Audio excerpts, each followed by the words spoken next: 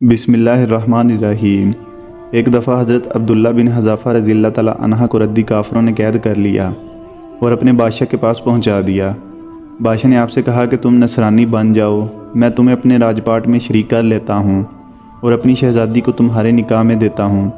عبداللہ بن حذافہ رضی اللہ تعالیٰ عنہ نے جواب دیا کہ تو اگر مجھے اپنی بادشاہت دے دے اور تمام عرب کا راج بھی مجھے سونپ دے اور یہ چاہے کہ میں ایک آنکھ چپنے کے برابر بھی اپنے دین محمدی صلی اللہ علیہ وآلہ وسلم سے پھر جاؤں تو یہ بھی ناممکن ہے۔ بادشاہ نے کہا کہ پھر میں تجھے قتل کروں گا۔ حضرت عبداللہ بن حذافہ رضی اللہ تعالیٰ عنہ نے جواب دیا کہ ہاں، یہ تجھے اختیار ہے۔ چنانچہ اسی وقت بادشاہ نے حکم دیا اور انہیں سلیب پر چڑھا دیا اور تیر اندازوں نے قریب سے بحکم بادشاہ ان کے ہاتھ، پاؤں اور جسم کو چھیدنا شروع کر دیا۔ بار بار کہا جاتا کہ اب بھی نصرانیت قبول کر لو، اور آپ پورے صبر سے فرماتے جاتے تھے کہ ہرگز نہیں۔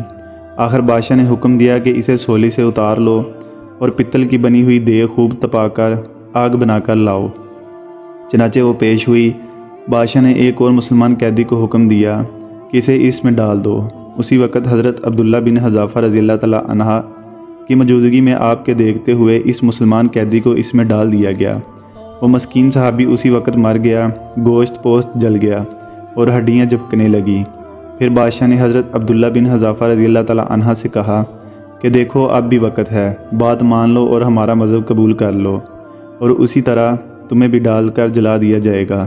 آپ نے پھر بھی اپنے ایمانی جوش سے کام لے کر فرمایا کہ یہ ناممکن ہے کہ میں خدا کے دین کو چھوڑ دوں۔ اسی وقت بادشاہ نے حکم دیا کہ انہیں چوٹی پر چڑھا کر اس میں ڈال دو۔ جب آپ کو اس آگ کی دیگ میں ڈالنے کے لیے چرخی پر چڑھایا گیا تو بادشاہ نے دیکھا کہ ان کی آنکھوں سے آنسو نکل رہے ہیں۔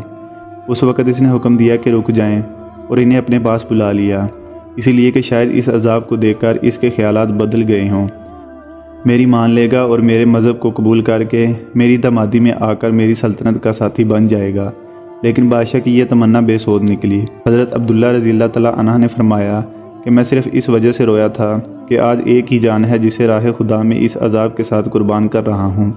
کاش میری روئی روئی میں ایک ایک جان ہوتی تو آج سب جانے راہ خدا میں اسی طرح ایک ایک کر کے فدا کر دیتا۔ سبحان اللہ۔